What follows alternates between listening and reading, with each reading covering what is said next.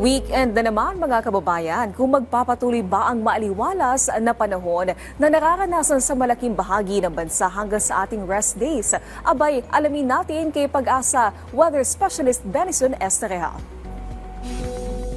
Magandang hapon, Miss Naomi, gayon din sa ating mga taga-subaybay. Sa ngayon, patuloy ang epekto ng Intertropical Convergence Zone or ITCZ. Magdadala pati nito ng kalat-kalat na ulan at mga thunderstorms sa halos buong Visayas and Mindanao, gayon din sa lalawigan ng Palawan.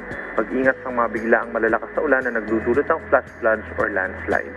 Mataas din ang tsansa ng ulan sa susunod na 2 hanggang 3 araw.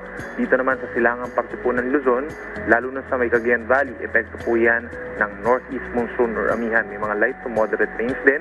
Habang natitirang bahagi ng Luzon, kabilang ang Metro Manila, bahagyang maulap hanggang maulap ang kalangitan at sinasamahan pa rin po ng mga saglit na ulan at mga localized thunderstorms.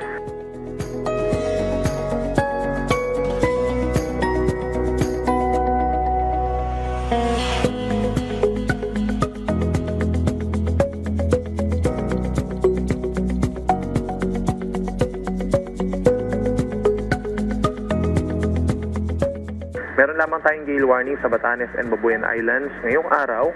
Bunsod po yan ng amihan, habang wala naman tayong minomonitor or aasahan na panibagong bagyo at low pressure area sa loob ng ating area of responsibility hanggang matapos ang weekend. Narito naman ang lagay ng ating mga dams.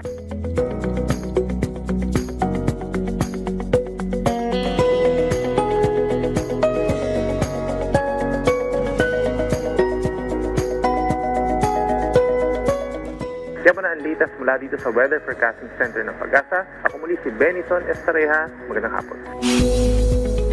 Maraming salamat Pag-asa Weather Specialist Benison Estereha.